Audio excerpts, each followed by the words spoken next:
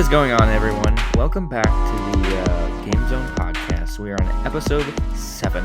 Today, as of recording, it is February 28th, and we got some news to talk about. Some really ridiculous stuff.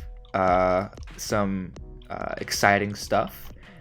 We have some stuff to tease, and it's going to be a lot of fun. I'm editor-in-chief of GameZone.com, Cade, and I'm joined by Mike Splechta. Hello. And Matt Liebel. Hey, man. How are you guys doing? Fantastic. Oh, I'm doing good.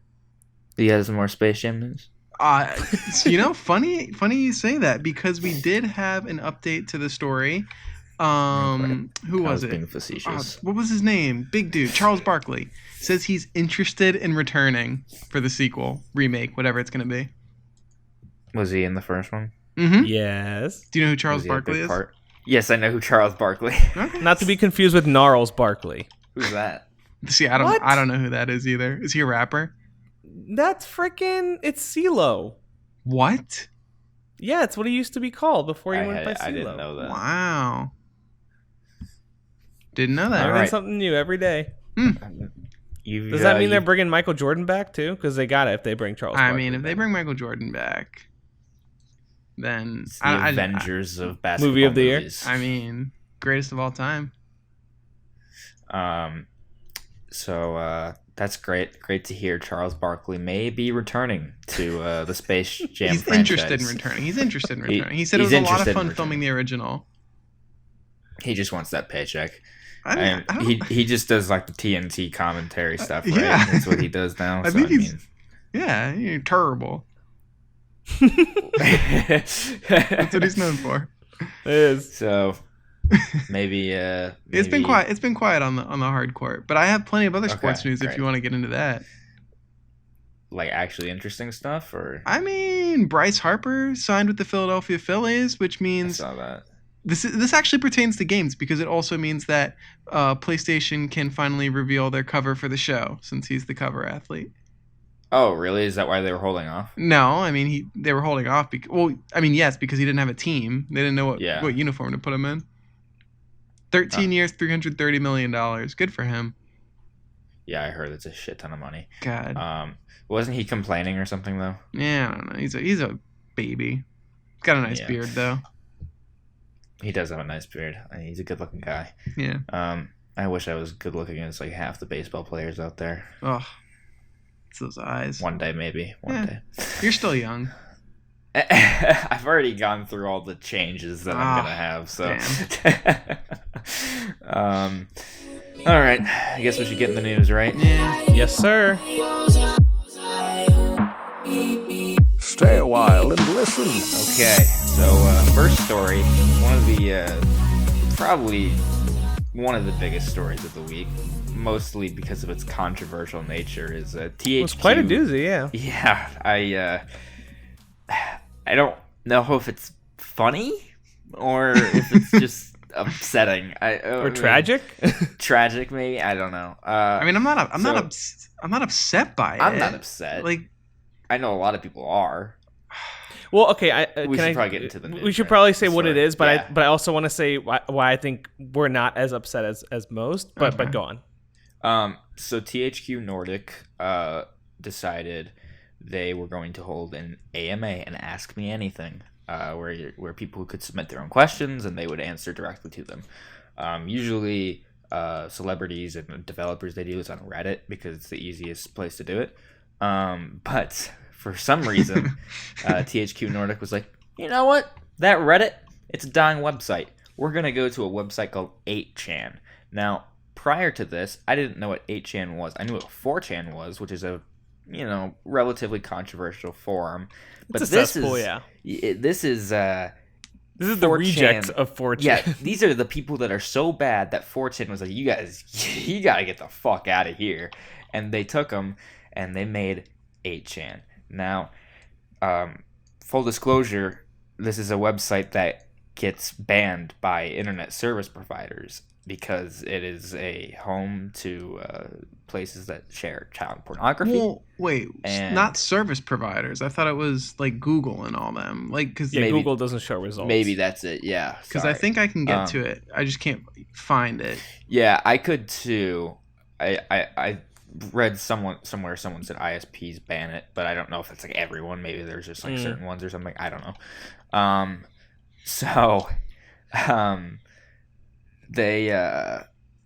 They tweeted this out, and almost instantly people were like, "Oh my god."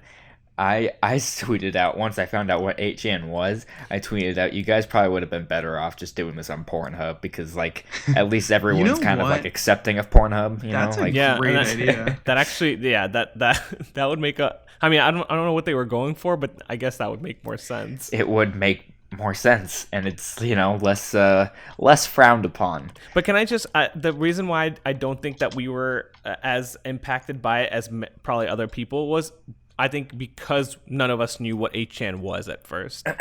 Yeah. Because when everyone was like tweeting about it and like going nuts about it, I was like, what's going on? What's the deal? And of course, once I found out, it's definitely not something that you want to be advertising, a site you want to be advertising yourself on, like at all. Not even closely want to be touching that website. But I think that's probably why it was slightly on the milder side for us three, because we knew nothing about it.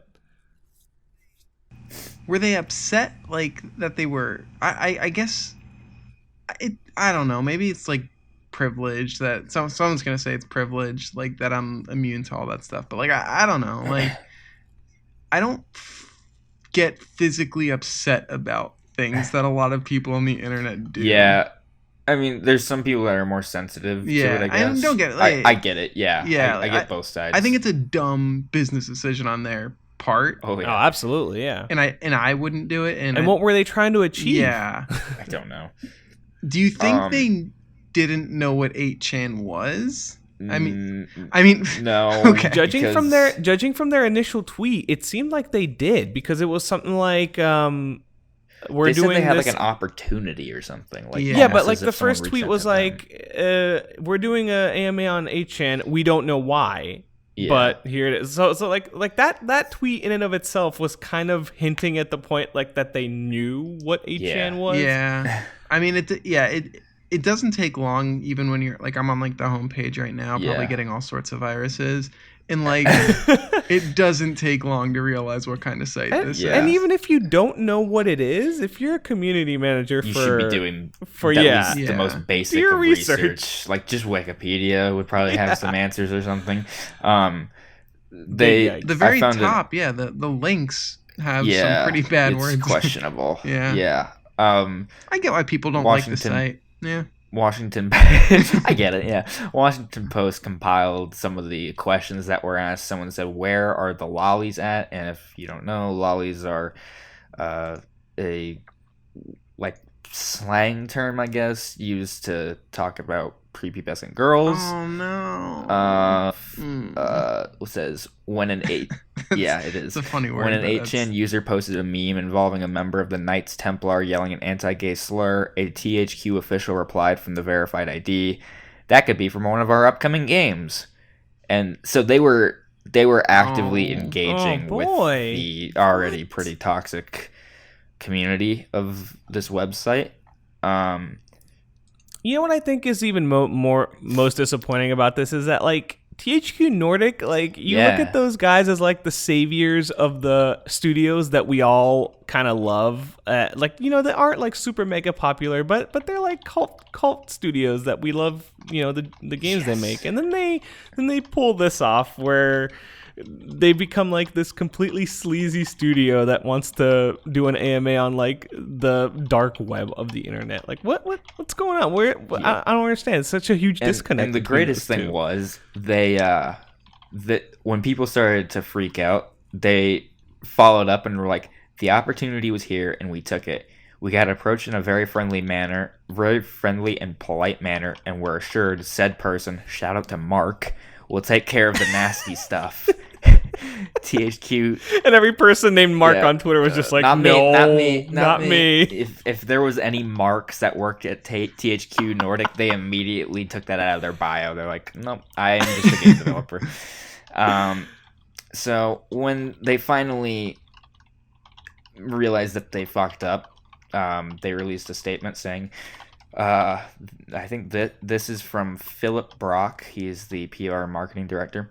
I was still laughing at shout out to Mark. I personally agreed to this AMA without doing my proper due diligence to understand the history and the controversy of the site. I do not condone child pornography, white supremacy, or racism in any shape or form. I am terribly sorry for the short-sightedness of my decision and promise to be far more vigorous in my assessment of these activities in the future. This was not about being edgy. This blew up, and I very regret to have done it in the first place. So, and yet they didn't take their link down either. Right? It's gone now. So, it is okay. I think it was up there for a significant amount of time after that statement too.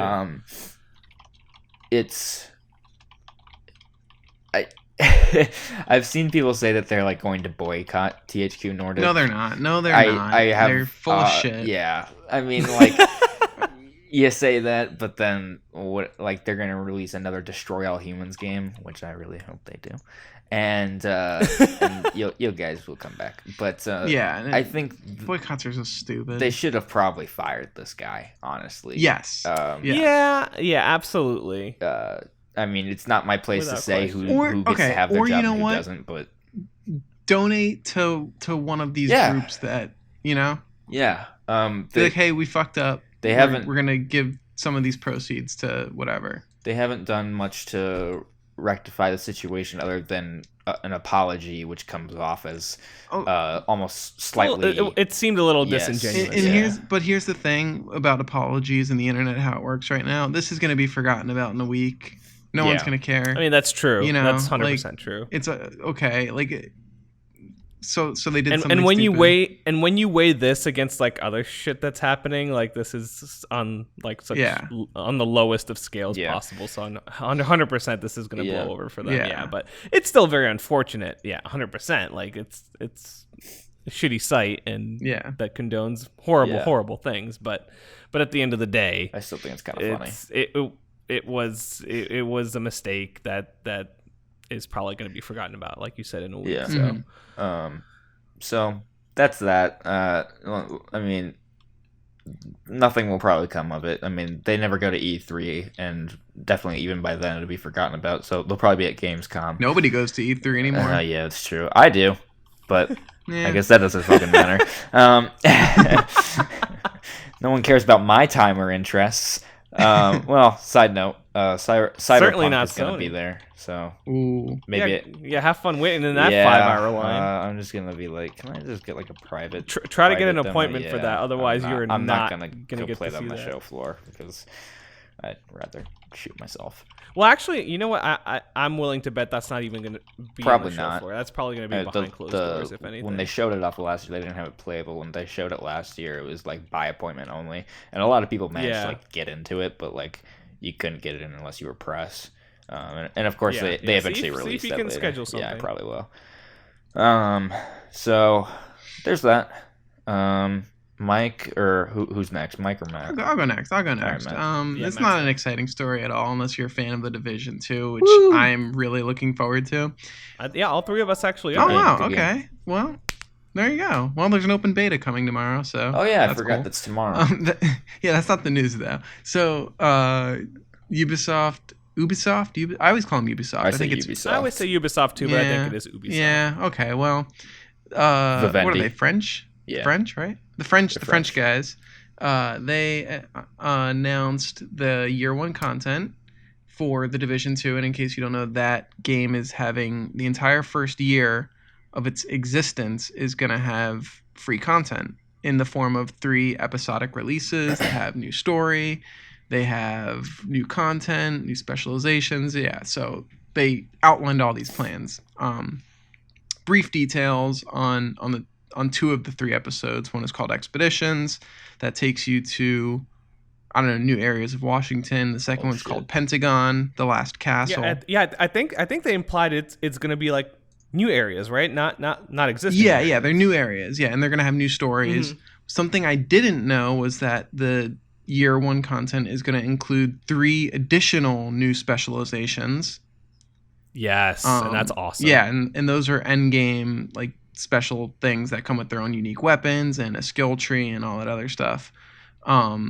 But that's just the free stuff. There's also, because this is a games as a service and they need to monetize this game so that they can so that they can run it for years to come, they're having a year one pass, and that's going to include early access to everything. Early access to the narrative content, a week early access. It's going to come with 8 classified assignments, which are, I guess, they provide more story behind the events that led up to your arrival. Oh, cool. Yeah, that is cool, but that sort of makes me have FOMO because I'm not interested in buying the How year much one is pass. it? Like $30. Well, it's included with the gold or ultimate editions, and that's 100, right? Yeah, and then they're selling for it like $40. Yeah, and then they're selling it separately, but they didn't announce the price. I'm gonna assume it's what, 30? I would probably say 30 or $30 $40. Yeah. Mm-hmm. So yeah, you get those assignments. You also get 1 additional bounty and project to complete per week. So normally you can get I think 3. I don't know. I don't know the limit, but anyways, you get an extra one if you have that. So that's kind of cool. Mike, and also immediate access to the specializations. So I'm guessing. Yes. So I'm guessing the people who don't pay will have to wait a little bit to access. Well, those. you have to play through the game, which is weird. Okay, to unlock. Oh, is that how it works? You just have to play through the DLC to unlock this. Well, why wouldn't you do that? Like, I don't understand. Oh, okay. Yeah. I thought that they would just get it earlier because they're paying, and then everyone else gets it a little bit late. Okay. I mean, that's not so bad. And then they're also gonna have something called apparel caches, which is in an apparel store where you can buy cosmetics for money. That makes sense. Yeah, nothing that's gonna like give you an advantage in the actual game, but I'm excited. I mean, I know everyone's saying like, oh, this is Division 1.5, but like, I'm okay with that. I just want new content. Division 1 by the end of it was actually really yeah. good. Well, I mean that's yeah, that's essentially what they're re-releasing is Division 1 at the end of its life cycle, and they're kind of like sprucing it up, like they have their shit together. Mm-hmm. And the other thing that they showed off very briefly in this trailer was the 8-man raid, which is like the first 8-player raid that's coming, which that sounds badass too. Yeah, that sounds awesome. Like, can all of them be in one party though? Like, or is it 4? That I'm not sure. I'm assuming it's going to be 2 squads of 4, but like, can it be like I don't know? Sometimes we have like 5 friends that play, or 6 friends that play. Can it be like 4, 2, and 2? Oh, yeah, that's a good question. I don't know. Yeah, can you even team up with those 2 people, or is it just all random? Yeah, I don't know.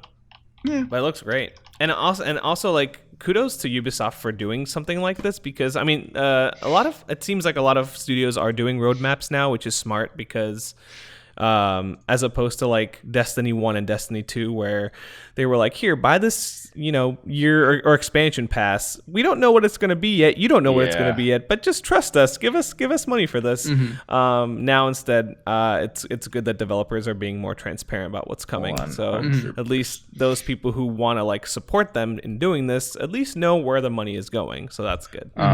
Mike, am I allowed to talk about the fun Division thing I got? Or is that still under embargo? Oh, did you already get it? I got it yesterday. Oh, cool. I actually don't know if it's under embargo. Oh, wait, I think I know what this is. Yeah. You got an email very about jealous it too. about it. I mean, it's not related to the video game. Really. I can't imagine. No. I'm sure you can mention it here. I mean, usually embargoes are that you can't like give it a score or something like that, right? I don't even think I'm going to give them a score anyways, because I don't know how you score this. But I think you can talk about it. I got glasses. They sent me some Division 2 branded gunner glasses, those glasses that the pros wear, and they specifically mentioned that they're recommended by doctors to prevent your eyes from drying out while gaming for long periods of time and stuff. And I'll probably review them or probably wear them while I review the Division 2, because I will probably have to play it for a long time before I get a review out. I don't know how. Oh, just real quick, the embargo is March 1st, so we're in the clear. So I haven't tried them yet. And they look great. They look really nice. Cool, yeah. I actually have a few older pairs of gunners, ones that are just non-prescription. I actually have one that are prescription that I wore for a while. And they're good. I mean, if you sit in front of the computer for most of the day, they definitely I think help. I don't know how good they're for TVs if you're sitting like further away from the TV, but sometimes when I'm like I could have used these when I played Red Dead Redemption 2 for review, because I played that for 5 days straight before it came out, so I could get the review out. That's like an 80 to 100 hour long game. I never want to do a review like that ever again. I love that game to death. I don't blame you. Love that game to death. But fuck that. So my eyes were just jacked for a while. I could only see horses. Like, I'd blink outside and I'd be like, oh! Like a phantom horse. I was losing my mind for a while there, but so I'll try them out. I don't know how much I'll have to say. I don't know how you review glasses. It's not my expertise. I'll do something with them. I'm sure I'll find something, because I'm also kind of obligated. I mean, if anything, for those who are interested in gunners and or already using gunners now, this is a really cool design. Like, really definitely cool. Ones that look probably the coolest out of their entire lineup. They're really slick. Worst case scenario, if I don't actually write something about it, I'll just talk more about it on the podcast here. For sure. So, yeah. All right. All right. And my story is the Pokemon. Pokemon Sword and Shield, which was announced on, was it yesterday or 2 days ago? They held a very short 7-minute Nintendo Direct, which was only focused on that, and they revealed the name, they revealed the starters, they revealed the look of the game, which is now like kind of like UK looking setting, like a Scottish looking setting, which is pretty amazing. They also showcased what looks like to be like an actual like 3D world now. Like, it's not just from top down or like weird camera angles. It's like I think from what it looked like, you can actually rotate the camera now, which is pretty I mean, that's kind of a big deal for Pokemon games. Like, if you think about it, like, that's a pretty big evolution. But yeah, I think from what we've seen, I think it looks pretty fantastic. Did you I'm assuming both of you guys seen the trailer, right? I did. Yeah. Oh, you didn't see it, Cade? No, I haven't. Oh man, I also don't care very much about Pokemon. Oh no! You know what trailer I did see? What did you see? Detective Pikachu. Oh, how good does that look? That looks cool. I mean, I'm into it. Pikachu says hell, so it's gonna be good. Like, I'm not the only one to have mentioned this, but it's gonna be rated PG-13. That's official. You're allowed to say one fuck in a PG-13 Are you movie. really? If they don't capitalize on Pikachu saying the F word, what's even the point? Oh my god, that's funny. So if I hear, I'm sure like Nintendo would be like, you cannot say that, but I would be very interested in seeing that. So Matt, you sorry, no, I was just saying, jumping off kind of what Cade's saying. They also said, they also announced today, the Pokemon the series, the animated cartoon, is getting its 22-second season over in America. Oh wow, really? Yeah. 20 seconds. How long has it been? Has it been off the air for a while? Though? I don't know anything about Pokemon the TV series. I just saw a trailer. It's called Sun and Moon Ultra Legends, and it's coming in March. Oh, there was actually one more thing Pokemon related. They showed off. I guess they're remaking the first Pokemon movie in 3D, in like CG 3D, and they actually showed off what the main characters look like Ash, Brock, and Misty, and they look really weird in 3D. It was just, I only saw a still, and it looked like, I don't know if you ever seen like Robot Chicken. It kind of looked like they were like Robot Chicken characters, kind of like claymation. It was really weird. But I guess my question, Mike, is I want to see it. Who are you going to start with? I am Team Score Bunny all the way. He's pretty good. Or she, I don't know what it is, but it. I mean, I'm all about adorable Pokemon. Wait. No. I would argue that Sobble is more adorable. Yeah. In like a pathetic way, though. In a very pathetic way. Yeah. And I don't know what it is with them making the water starters always so like the last one was like this like jester looking one, which I was not at all impressed with either. What about Grookey? So here's the thing. I'm really not that all about monkeys. Monkeys freak me out a little bit. In what world do monkeys freak you out? They're freaky. I don't know. They're freaky little like humanoid things. Yeah, that's why I don't know. They're weird. Spiders are freaky. Wait, spiders are freaky. Okay, yes. Oh, yes. But okay. Hey, shut the fuck up. I got a question. Okay. Is this the RPG Pokemon game they've been hyping up for years now? I mean, they only hyped it up since last year because they admitted that Pokemon Let's Go was a spin-off and that a core game is coming to the Switch in 2019. So yes, this is that game. Okay. Because it is coming late this year. This is in. How did you say this is in Scotland? Huh?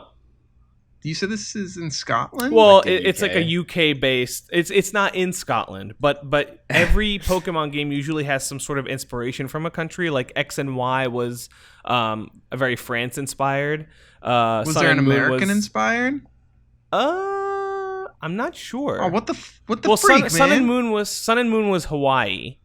That's not America. Come on. It's in the middle of the freaking ocean. I don't know if there was ever a American inspired one. Wow. That's it. I'm boycotting. I mean, America's not that interesting. Where's Detective Pikachu set? We could eat like 80 million Great Britons. Sure. We could literally fit them in Cade's western state, wherever he is. Well, I was going to say we don't have any mountains, but that's really just Florida. So I guess the rest of America is more interesting than Florida. We don't have mountains here either. So as long as they don't make a Pokemon game based on Iowa or Florida, we're fine. So are there details about this game? It's just a RPG. It's just your typical Pokemon game. It's literally typical RPG. Like random battles again. It seems like the catching mechanics are the same again. Like no more using like the Pokemon Go formula. It's. I love the artwork. Yeah. It looks gorgeous. This is gonna sit on my shelf for sure. Yeah.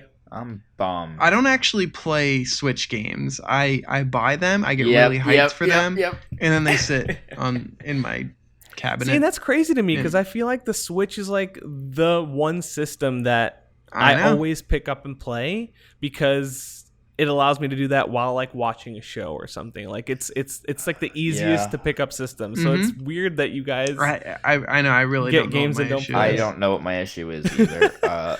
I bring it all the time with me whenever I go like on a trip or something, and then it sits on my lap and I look at Twitter the entire time. I'm gonna play. I have so many games I've bought. I have like the second season of Telltale's Batman, and I bought that because I'm like, it's gonna get delivered. You bought Super Smash Brothers. I bought Super Smash Brothers. I played it once. And I have a bunch of other games like that Banjo-Kazooie game that's not Banjo-Kazooie, Ukulele. Oh, Ukulele, yeah. And I bet you never even booted up Diablo 3. Nope, I have it. You are installed. The worst. I have so many codes for other Switch games that are in my inbox that I haven't even put in. Like, whenever they release one of the Double Fine games, I usually get a code, and I don't. Whoa! What? The Babysitter's Club is coming to Netflix. I literally just saw this on Facebook. They sent me a code. I don't even know what that is. Damn it, Matt. Mike, you know what that is, right? You know what that is. I know what it is. It's not as exciting as What is Space Jam, but I don't know. I just Nowhere figured- near as exciting as Space Jam. No, I mean, okay. To be fair, my wife is excited. That's how I saw it because she just messaged her sister, "OMG, do you remember these?" And then like every girl on the earth just responded yes with like a million apostrophes or a million exclamation Not with points. Yas? I think they're okay. They're books. Yeah, they're books. Anyways, So Double how- Fine. They send you codes. Contemporary They- live action. When they announce they're like, we're bringing Grim Fandango to the Switch, they're like, here, you can have a code too if you want. I'm like, oh, I'd love that, because Grim Fandango, awesome game. I'm like, oh, I'll play that on the Switch. I have never beaten it. I'd love to play it on the Switch. I've had that code since November. Oh. It's still in my Damn emails. it. That's so sad. I need to fix my shit. This was a movie. Maybe when This was I a go movie. I fucking hate you so much. Scholastic. Scholastic making big motion pictures out You there. probably don't even know what Scholastic is. You probably No. read all your books on a freaking iPod or whatever. I don't read books, Yeah, but you probably listen to them. Also, I just realized I said iPod. I don't I think even- I meant iPhone. Do they even make iPods anymore? They do, I but they look like really iPhones. think so. Wow. That's I mean, there's a makes sense. Scholastic warehouse like a few blocks from my house. is there Um, really? Yeah, I didn't. I used to love the Scholastic Book Fair when I Yeah? was in elementary school. Yeah? My parents never gave me enough money to actually get anything worthwhile. Oh, They're like, no Animorphs here's, like, books? 10 books. Yeah, no, not really. They usually had them at the library, so I'd read them there. This- But like, yeah, here's this- 10 Wait, bucks. did you and I really would read get- them, or did you just flip through the pages so you can see them turn from human to animal? This is okay. Assuming Well, we're this is still the talking same- about Animorphs. This is the problem What with, you with said, your yeah. generation and why your kids like shoot up schools because they don't have these stories like the Babysitters Club that teach them valuable lessons and morals and things. Yeah, but now they will they thanks watch- to Netflix. now they're watching like I don't know, like Chingy and whatever, and I don't know what's a bad show. No, Chingy, the rapper Chingy. You know the rapper. Yeah. Chingy, Yeah, right there. I don't think he's in anymore. Who is that? No, he's. I mean, Oh, do you not know 2009. Chingy? No. Oh man. Holy. Okay, that's. I guess. Wait, you were born in 2000. You were 9 years old. Jesus fuck. Yeah. All right. Well, Chingy. Okay. Well, who's the rapper? Cardi I'm just B. picturing that's Dick who I'm Cheney thinking. with a backwards Do you know Cardi baseball B? cap. Because I know Cardi B. I know of her. Yeah. That's She just- strips and sings. Yeah, she talks weird too. She does. I remember someone last week at school was asking me about the Grammys because apparently she won like Artist of the Year, and they're like, "Cade, what do you think about Cardi B winning Artist of the Year?" And I was like, "Who?" And it tells you everything you need to know about my music Aw. tastes. Wow. But yeah. Sorry, so- sorry. I didn't mean to throw us off with that. No, that's Yes, you did. Pokemon. I mean, Yeah, I you did, but you like, asshole. So Pokemon. I mean, Babysitters Club's Pokemon. important. People love Netflix. Okay. Do we?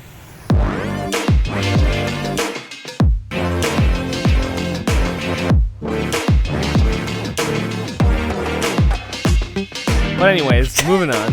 Anthem. Anthem. We all played it. We all play it. Kid, you surprisingly played a lot less than we did, even though you said you loved it. Yeah, I'm, Or actually, I don't know I'm- if I should say loved it. Did you love it? Do you love it? I liked it. Okay. Yeah, I got a code for another game that it's embargoed until next week. We'll talk more about it next week. I haven't actually so told you that's what it is. Who does she play? Do you know what it is? No, I actually don't know what it is, but I'm saying that's what I'll that's type what it was in the Skype chat. okay. That's what was taking you away from Anthem. Yeah. Okay. What's embargoed? That. Ah, Yeah. cool. So, I mean, if I I've been didn't have playing Anthem, I'd be a that. little jealous right now. Yeah, but I liked it literally came like 40 minutes after I had installed Anthem. Hilarious. I was like, oh, Jesus. So I was kind of annoyed by that, but that's been taking up all my time. Okay. We'll talk more about we will talk about it next week. Sounds good. But Anthem itself, I I'm not sure how much it continues to hold up, but the initial start of that game blew me away. Not gonna lie, because I had really low expectations for what that game was gonna be narratively. That game starts with a bang and is like high quality. Like, this is a full scale narrative with set pieces and stuff. I feel like that's not gonna continue, but I was like, this is the shit. The cinematic cutscenes are good, Mike. Okay, but the cinematic cutscenes are fine, but there's literally only one in the beginning, and that's the one that Cade's seen. Or there's actually one more that happens like shortly after the beginning, but there's no more after that. The only cinematic cutscenes that happen after that are the ones from your point of view, which I don't think are nearly as great, and nor do I think that's a good way to tell a story. But so maybe lower those expectations a little bit again. Great.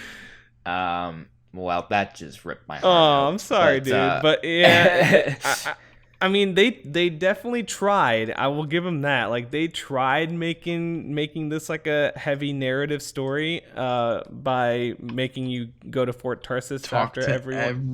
Yeah, and talk to everyone. And I like something about that static first-person point of view and like trying to tell a story that way. Just I don't think it works that well, at least in my opinion. But I also think a lot of people's opinions, considering how this game is getting dragged through the mud on the internet, which I don't personally agree with. I am enjoying the game a lot. In fact, I like the gameplay part of like the combat gameplay. The open world stuff is great. Like all the 4 javelins feel different enough, and they are all kind of fun to use. But then there's the freaking other half where you got to go back to Fort Tarsis and you got to walk around really slow and you got to talk to like 20 people before you feel satisfied enough to go back on a mission. I hate that place so much. It's not great. Totally disrupts the flow of the game. It really does. Yeah, I think that's the biggest issue because the flow of the combat is just so freaking good. There was a point where I was. There's that other place it takes you to. It's like a room where you can do all your stuff. You know what I'm talking about? Yeah, the launch bay, like, the multiplayer hub. Yeah. That's weird. I don't know why there's 2 different little hubs. So they actually doesn't make sense. Yeah, so they actually added that in later because people wanted a multiplayer hub. Because usually, I mean, that's the equation. It's the same thing like the tower, basically in Destiny. They just the main base in the Division. You know, when you enter in, you can see other people. Yeah. I mean, it just adds that whole like, sure, this is an online game feel to it, and I get it. Like, it definitely. But the problem with splitting that up is like while you're playing the story, you literally can't go to the launch bay. I mean, you can, but you shouldn't because you need to be talking to people and progressing through the story. So there's kind of like that weird disconnect. Like, why couldn't they just make Fort Tarsis the multiplayer hub? That's what I was gonna say. Because I go to the launch bay and then I couldn't figure out how to leave to go to Fort Tarsis. There was a big door and everyone was standing there, but no one could go through it. So I don't know if it was a glitch or what. It's a big possibility that was a bug. I was like, I stood there for like 20 minutes walking around this room, like, being like, how the fuck do I get out of here? And I mean, the good thing about the launch bay is that it actually has, like, outside of all the NPCs, it has everything you would need. Like, it has the shops, it has the contract board, like everything. Convenient. Yeah. So, like, if you're looking to just get in with your squad, get your next, so long as it's not a story thing, I guess, you go in there, you get it, you bounce. But God forbid you get put there and you need to go back to Fort Tarsis, then you're going to be sitting there for 15 minutes through load screens and stuff because the game has the world's longest load times I've ever seen. Actually, let me ask you. You're playing on a regular PS4, right? Correct. So how is that? Because I feel like it runs fine on the PS4 Pro, but like I wouldn't say it runs amazing. So how is it on the regular? It's fine. It is playable. Yeah, it's not like it's stuttering or anything. It works pretty decently, I'd say. Okay.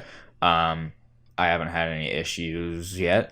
Some people have said like the game crashes constantly. I'm like, I haven't had any crashes. My crashes were actually on Xbox when I played the beta. Oh, but, I've had multiple blue screens. You've had crashes. Maybe it's just because I haven't played enough. But so far, everything's run pretty smoothly. Okay. Which is good because I was really concerned after playing the beta and being like, oh god, this game's not ready. And maybe like it isn't. I've heard some horror stories. Yeah, and I've seen some horror stories from other people, and that's the thing. Like, I don't know if I would say that it's not ready, because like what's there works. I'm just not sure that if there's enough of it. And yeah, like I still technically haven't beaten it yet. I'm like right before the last mission. So you could argue that yes, I've had plenty to play, but also like we've been going back and helping like Matt or like his brother, because they're always like a few missions behind, so we're always repeating stuff too. And like the first weekend, I've basically been doing free play. Most of it because I've actually really enjoyed that part, because I like just exploring the giant map and doing those like random world events and stuff like that. So that was fun too. So like personally, I feel like for me, yeah, they're like right now I've had plenty to do, but on the flip side, another one of our coworkers, he plowed through the main storyline in that weekend.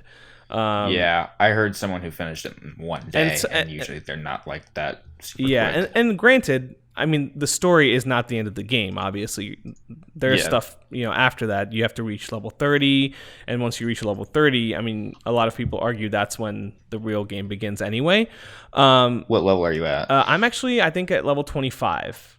And that's because I think a lot of people finish the story on around level 20, and it's because I've been doing a lot of free play, so I've been and also repeating missions, so I've been getting extra XP that way. So I have a little bit left to go until I reach actual end game. But the other problem is, and I can't speak for myself because I haven't reached it yet, but a lot of people say that the end game isn't that fun, that it's a lot of just constant repetition of the same thing, and that's like a fair and valid point, but also a lot of games rely on repeating the same stuff. I just think that that's probably stemming from the fact that there's not enough variety in the stuff to do at the end game. So I'm of like two minds. I'm really enjoying it for what it is, that like moment to moment gameplay loop of going out and just shooting a bunch of aliens in the face with really powerful weaponry, or at least the skills. The guns are kind of so-so. But then I'm just not sure if I see the legs it has to support, for people giving it the chance to grow, basically. Because they did outline their first 90 days, which seems promising, but then there's a disappointment that like the cataclysms, the what's it around the that's like some sort of end game raid content. I know, tombs. No. That's a whole other thing. That actually wasn't as bad as people have made it out to be, but that's also because I played it post patch. They fixed that. But cataclysms are like some sort of like world-changing things. I don't know if it's equating to a raid or if it's just like another dungeon or whatever, but that's not coming until May. That's 3 months from now. And the Division 2 will have been out for that's the thing, about like 2 months. I feel like they needed to front load the experience a little more now, and maybe do like tease the cataclysm, do like one weekend of it, or I don't know, just I feel like they need something to keep people coming back for more, and I'm not sure if that roadmap, which had a lot of repeating events, will fix that. So I guess, I mean, obviously we'll see. It's too early to tell because the game has been out for what, like a week, 2 weeks, maybe? A week. Yeah, a week. But yeah, it's interesting. It's interesting because I like I said, I like playing it and I want to keep coming back, but I'm also not at that part which people are saying is the bad part, the whole end game repetition. Sure. I think my disappointment stems largely from the open world and how like it looks really pretty, but it's lifeless stuff, but right? It's not. Yeah, it's lifeless and it's not distinct. There's no like biomes. Yeah, you're not like, oh, I know that building. Mm-hmm. Like when you look at a good map, like a Grand Theft Auto map or something, you're like, that's Maze Bank. Mm-hmm. That's the Statue of Liberty. That's blah, blah, blah, blah. You know you can just look up and you will be like, I know where I'm at and I know how to get to the next place without even looking at like the map and setting a waypoint, because you know where to go. I don't never know that in Anthem. And funny enough, the map is terrible. Funny enough, you also cannot set waypoints in Anthem. Exactly. Yeah, exactly. Which is another point of contention. That's an issue. Yeah.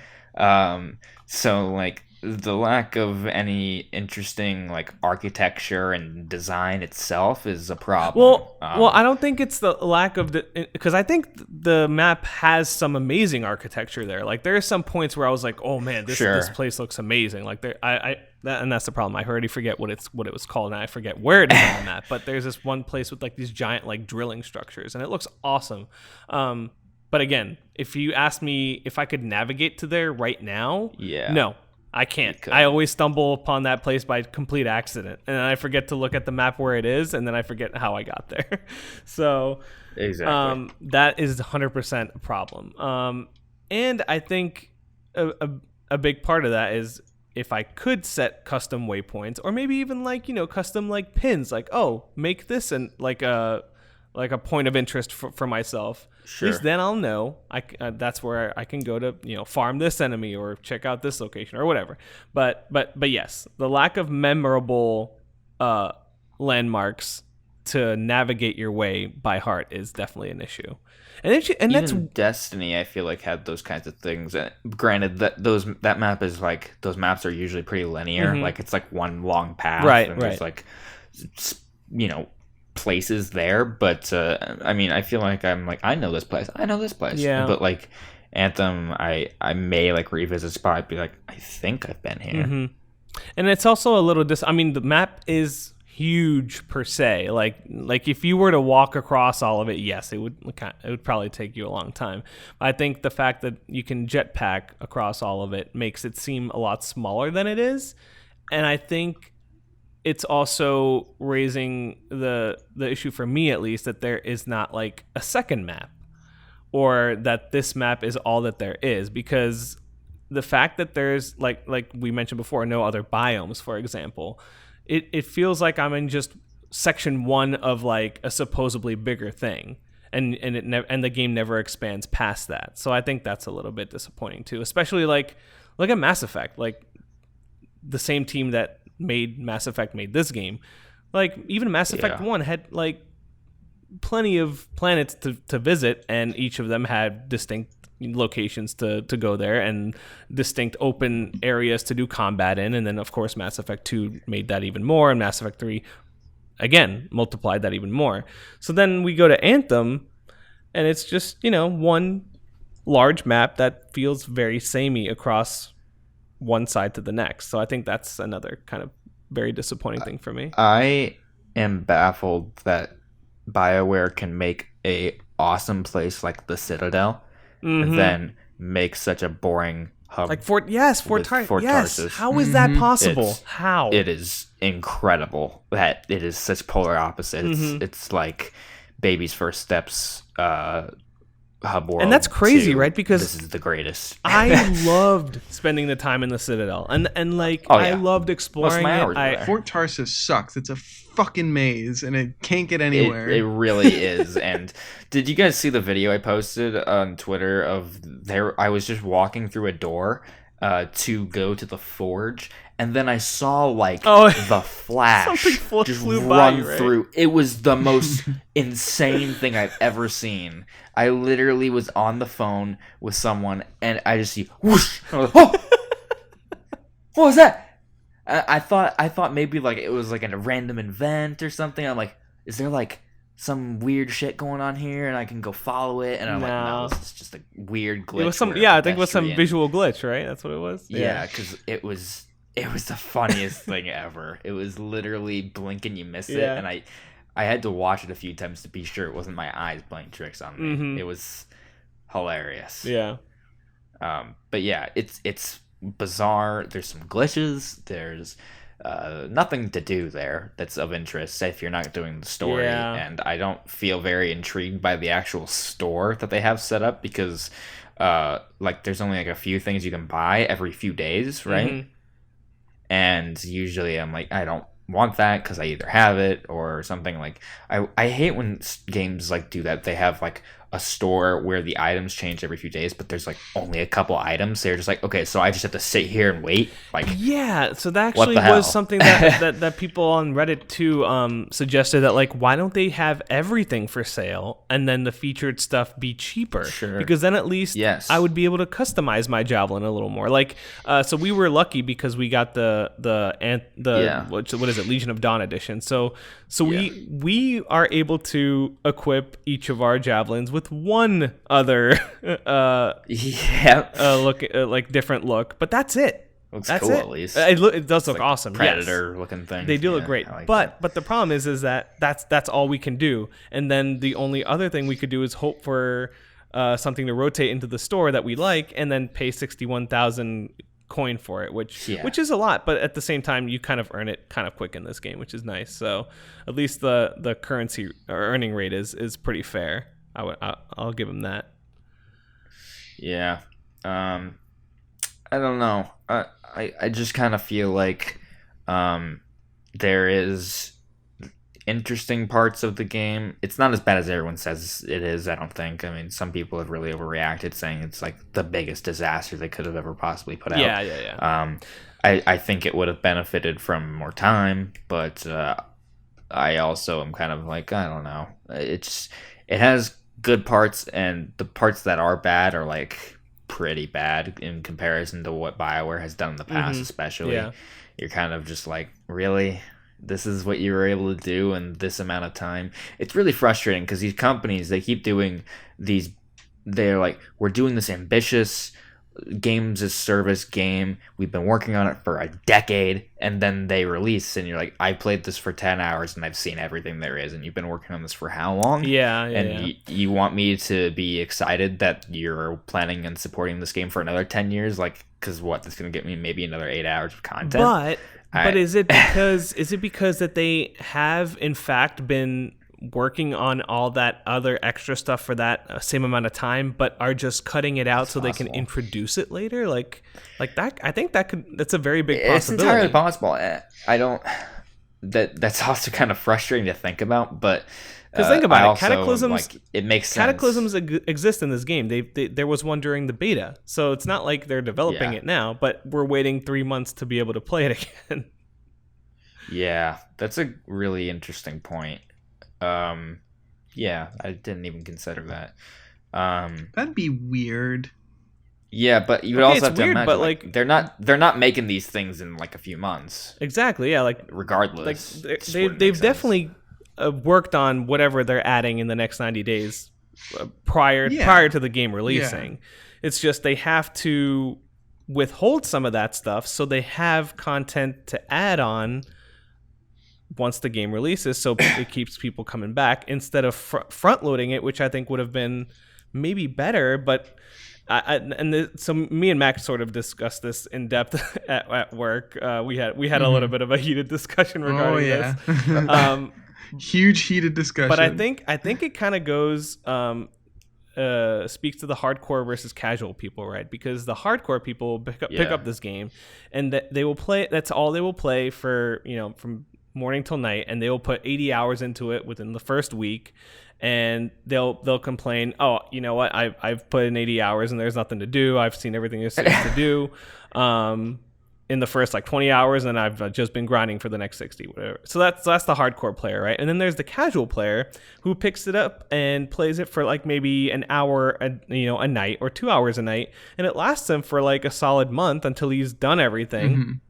And by that time, they've already released, a few of these extra events or whatever. So to them, it feels like, oh, wow, I'm playing this game every night, and oh my God, here's this new thing, and I'm not even finished with the main story yet, or I'm not even, level 30 yet.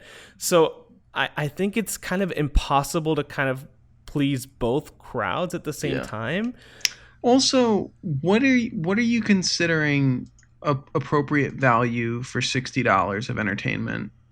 Well, that's. I mean, you can spend $60 to go out to dinner and only get 2 hours and probably not even be entertained because your kids are misbehaving. That's true. That's a very subjective thing, obviously. Like exactly. Yeah. So I don't know, the rage surrounding this, like, oh, there's not enough content. I mean,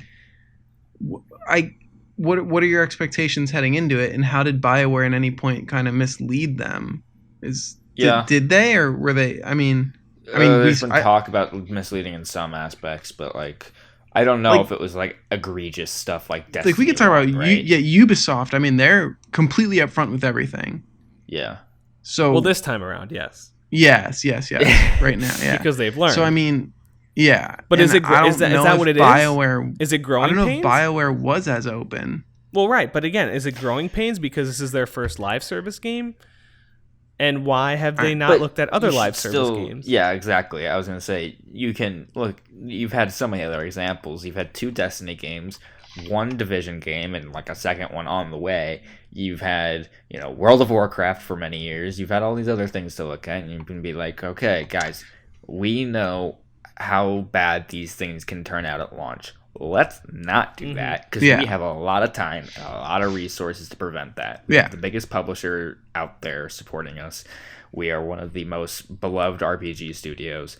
We can make a successful launch, but I don't think so. Do you think they spent too much time working on like story content, and maybe that's why we have less?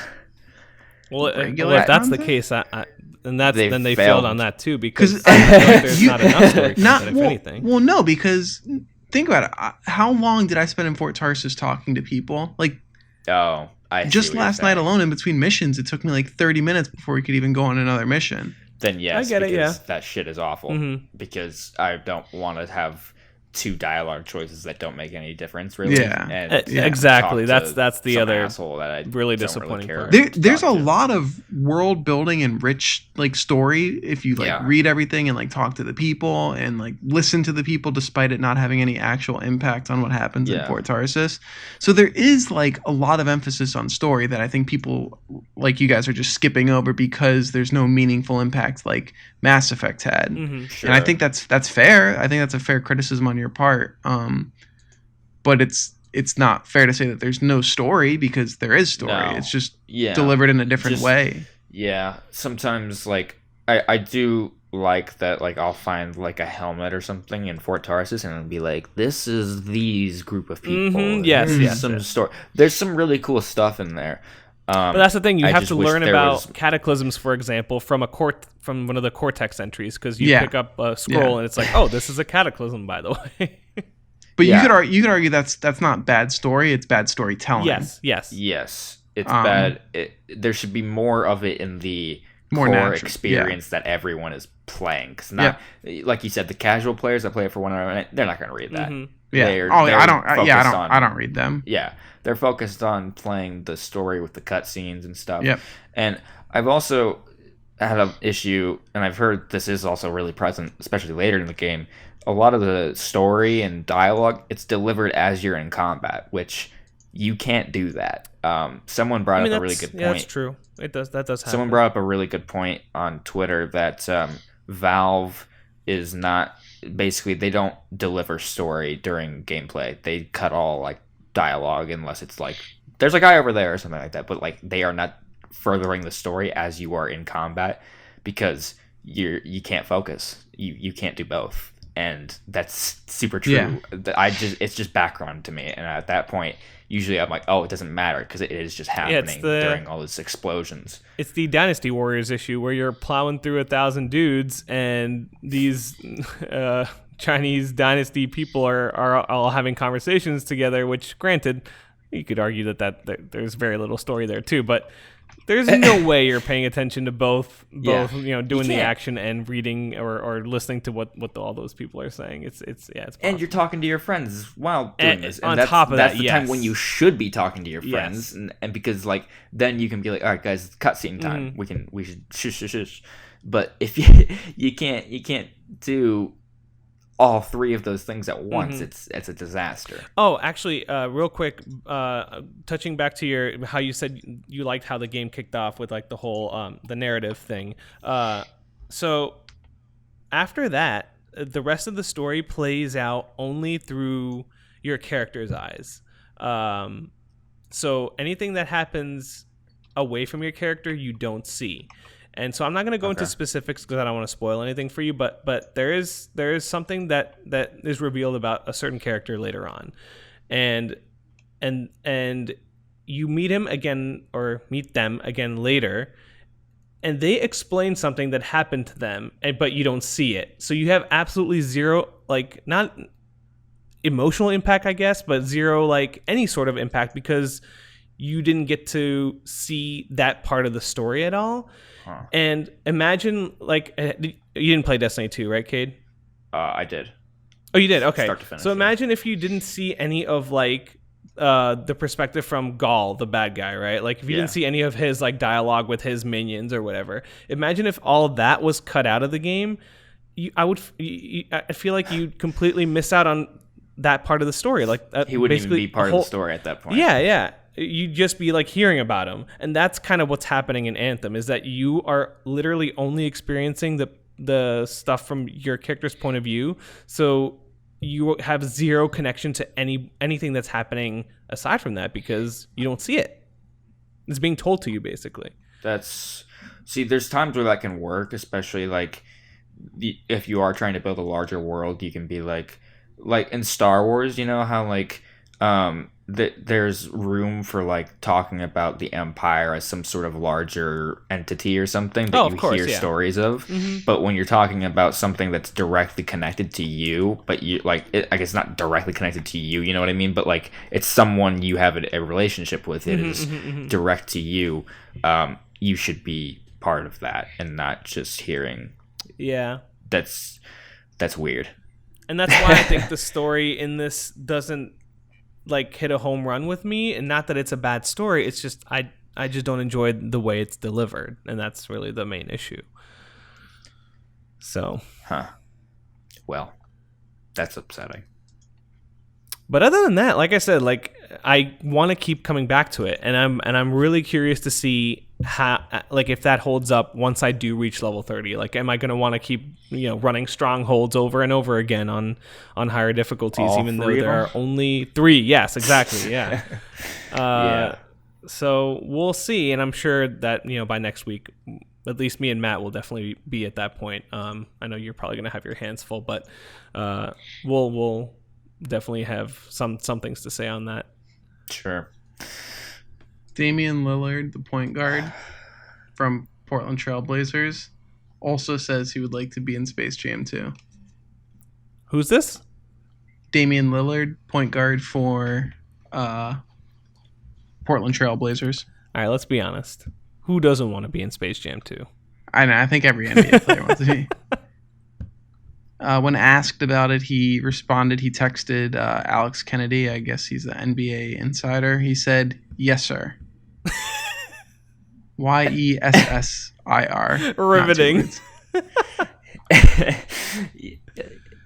Yeah. Yes, sir. I just thought it's a good way to close out the this episode. Just let people think. Let them mull that over for a little bit.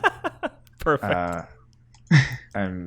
I would really love to just have, like, a big sweeping shot of, like, every NBA player all, like, composited in digitally into, like, one large room, and they're all, like, at the end of Space Jam 2, it pans over to them, and they're like, and now we've established the Space Jam League. I like that. Hire me. Competing with the NBA. Hire me. I mean, I wouldn't doubt LeBron James cooking up something. A Space Jam Cinematic Universe? Oh my God. Probably do better than DC. Whoa! That is for damn sure. Did you hear that they're basically dropping the whole shared universe aspect, and they're just doing it as standalone movies that are, like, loosely connected? That's official now. I feel like that's gonna work better. I feel like. Yeah. I mean, they tried. They're no Marvel. I mean, I'm gonna go off on a tangent here. So nice. I love Man of Steel. That movie's awesome. Fuck you. That's a great movie. Yeah, I don't think a lot of. I mean, is that usually a hated movie? I think a lot of people like that. No, I think most people think it's the best of, or one of the best. But some people are like, that's not a good Superman movie. I'm like, shut up, it is. I think that movie is really solid for a lot of reasons, and I think it works in many different ways. that's a story for a different day. I think Batman versus Superman is a interesting movie. I think it could have worked, especially with what they wanted to do. But Zack Snyder, it was too focused, maybe also Warner Brothers too, on rushing everything into get to Justice League. So they're like, all right, cram all this stuff into one movie. Let's have so many different plot lines that the movie in its ultimate cut, the movie you're supposed to watch, is 3 hours long, 3 hours and like 1 minute. And that you can't do that because movie theaters won't play that. I mean, there's some cases where that can work, but like there's a lot of times where like you just can't make a 3 hour movie because people don't want to see a 3 hour movie. And I think the idea of Superman being viewed as a bad guy and Batman being opposed to him and all these other concepts are like really cool. And some people are like, I don't want to see that. I'm like, I want to see that. That's dope because I haven't seen that before. And then I was like, all right, I'm really interested in where they're going with this. They kind of fucked it up execution wise, but like I think there's potential if they learn it from their mistakes and make Justice League really cool. And then obviously Justice League was a disaster beyond comprehension. Okay, so weird part about that is I actually think I like that movie more than I like Batman v Superman. Really? Yes. I like Batman v Superman. But because of how ridiculous it was. I fell asleep during Justice League. It's the Whoa. second movie I've ever fallen asleep during.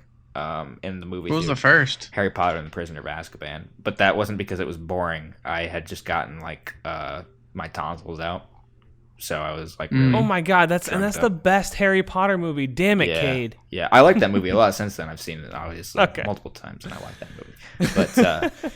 But Justice League, it came out on my birthday. I was so excited. I've waited my whole life. I've watched the cartoon for ages. And I'm like, oh my god, I'm so excited. This was my birthday present from my father. We went, we sat down. They put us in a really small screening room, and I was like, all right, this is already off to a weird start. It was like 7:00 at night on Friday night, so it was like, I don't know why we're not in like the biggest auditorium here, but they put us in like one of the smaller ones. The audio was fucked for like the first 15 minutes of the trailers, and then the movie started, and then Superman's ugly CG face was on the screen like really big, and I was like, that beginning was horrible. And then it cuts, and then Batman is in Gotham, and and then it just goes off the rails, and his hair looks weird. Batman's hair for because they did reshoots and stuff, and it looks off, and you're like, what's so weird about, why does everyone look so weird? And then he's standing there in wherever Aquaman is hiding, and like everything looks like they're on a green screen, but the lighting is really off, and you're like, I can't tell what's going on here, but nothing looks right. And then Aquaman loudly proclaims that Bruce Wayne is Batman in front of like 60 people. And that was interesting. And literally Aquaman is there hiding, but he has a mural of himself on the wall, and he's like, how did you find me? It's like, dude, there's a fucking painting of you on the wall talking to fish, and there's mother boxes on that wall too. You're not hiding. You're literally basically just saying, I'm right here, with a neon sign pointing to you. And then you get Flash, who I think is obnoxious and annoying in that movie. I thought Wonder Woman was kind of boring. I thought that her movie wasn't the greatest either. I know that's blasphemous. Yeah, no, I'm same. I feel the same way. People are really high on that movie, but I think that last act is one of the worst finales of a superhero movie. I'll be straight up. I'll say that. Yeah, the villain was horrible too. Yeah, and she defeats him with love. No, I'm sorry. Get the fuck out. That is a joke. And then, who else? Cyborg's in that movie, apparently. I hardly remember that. The MMA fighter? Oh, but wait, Cyborg gets his chance to shine now in the new DC whatever streaming service show. Doom Patrol. Yeah. Yeah, I'm really There you confused on if that's part of the movie universe, because if it is, what's going on over there? What direction are we going in? I don't understand. Well, I think we know now, right? It's a non-connected one. I So guess it's all good. I guess so. Man, all this started from Space Jam. I just get really heated because we lost Ben Affleck because of all of this. I say that like he died, but he's fine. He's probably healthier than ever now. I was gonna say he's in a better place now. Yeah, he's better mental he's space. Wow, probably- that sounds like he died, he Mike. probably- I know, better he is in a mental place. space. He's like literally. I'm pretty sure like DC like partially destroyed him for they broke him 5 hard. years because one, the poor reception to it just completely messed everything up for him. I think he was like really excited and then it just failed. Oh yeah, I think it completely sidelined him. He had no he became an idea. alcoholic Yeah, again. he became an alcoholic. He went through a relapsed. divorce. He did his passion project Live by Night, which he was really excited about, and then it bombed critically and financially. And then he was gonna direct and write the Batman. He couldn't get it to work apparently. I don't know how much of that is actually true, or if he just was like, I don't want to do this anymore. Mm-hmm. He looks like he wants to be anywhere else in Justice League. He literally looks like I would be happier serving people at Subway. Like it's that poor guy, because I think he's the best Batman, and we could have had something incredible with his Batman movie, whether he directed it, wrote it, or just starred in it and played Matt Reeves' version of the character. Right. And I'm really upset. I'm really upset because nothing's going to be better than that. And I'm saying that on the record. You can quote me on that. Because Wow. that was... Did you guys hear the rumors of what they were going to do with his Batman movie? No. So there was a couple versions. There was he was trapped in Arkham Asylum, and he was basically faced with all of his big villains, like the game kind of. Mm-hmm. It wasn't a direct adaptation, but Deathstroke was there, Joker was there, and some other villains, and he had to fight his way out, like the movie The Raid. That's where a lot of the inspiration came from. So cool. he's like working his way through Arkham. I'm like, that movie sounds baller. And then another idea that, have you guys ever heard of the David Fincher movie The Game with Michael Douglas? Yes. There was Freaking going love that to movie. be a Batman movie heavily inspired by that. Whoa. Make I mean, of I that don't what know. you I don't will. know what that looks like. I don't know but either, but that sounds cool to me. So, I'm just really upset that they fucked over all of that. So that's my tangent. Maybe I liked Aquaman. Me too. So, and Aquaman is slated to have a sequel in 2022. So, hopefully that's good. And Yeah, that was fun. That was a fun movie. Wonder Woman was supposed to come out the end of this year, but they pushed it back like 6 months for some reason. I don't Yeah, the know. 2020, right? Yeah. Yeah, I don't know what's going on with that specifically, why they did that. Maybe they were going to have it connected to the shared universe, and then they're like, never mind. But that movie sounds cool. That's set in the 80s and stuff, so maybe that'll be all cool. about that. Yeah, I'm all about that. And of course, they have like 400 other different movies that they're apparently in development, but who knows what those are. Hey, gonna but look at least Shazam looks great. like. Yeah, that movie looks awesome. it I'm does. really excited for that. And Big.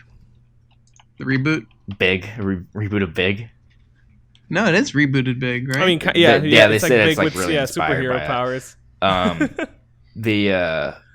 The Suicide Squad sequel apparently starts filming this year. Will Smith is not playing Deadshot. Oh, that's right. He's not coming back. Which why bring anyone back? Just completely reboot they probably it. should. I don't know. And they're doing that Gotham City Sirens movie right now. Like, do we care about anyone from that movie? Like, only acting Harley wise? Quinn, really.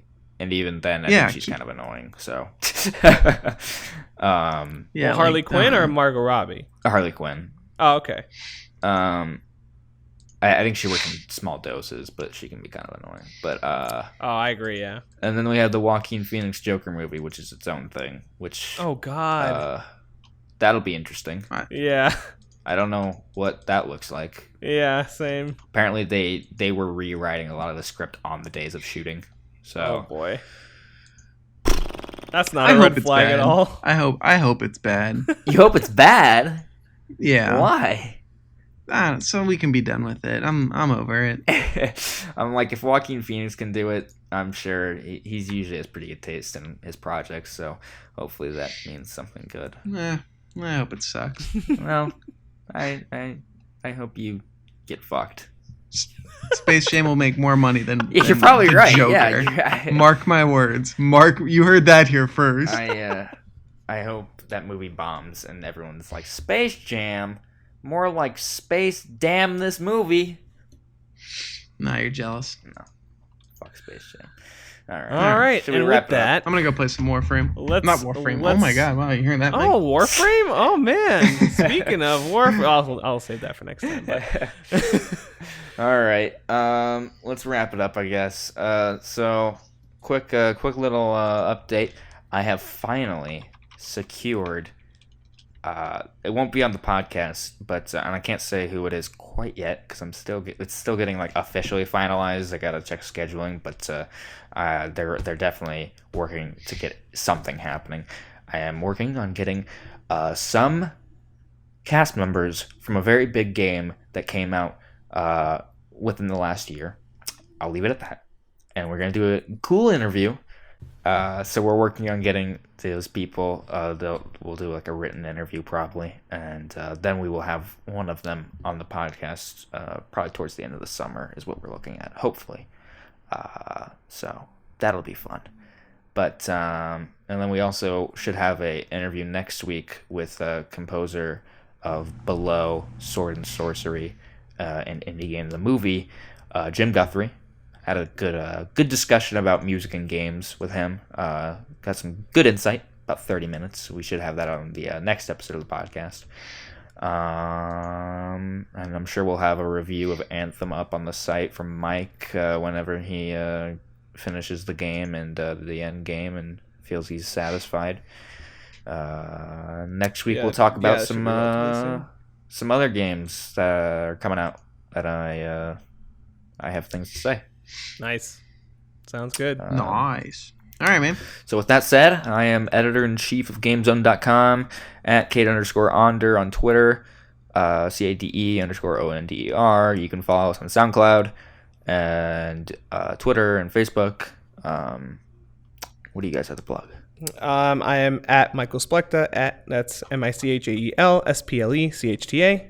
I'm Matt is for real with an underscore. Awesome. Very simple. Awesome. Yeah, the underscore is at the end of the thing. That is true. See how that'd be confusing. That's true. I finally followed you after Mike. I know. I'm so happy. Yay! Friends be forever. All right.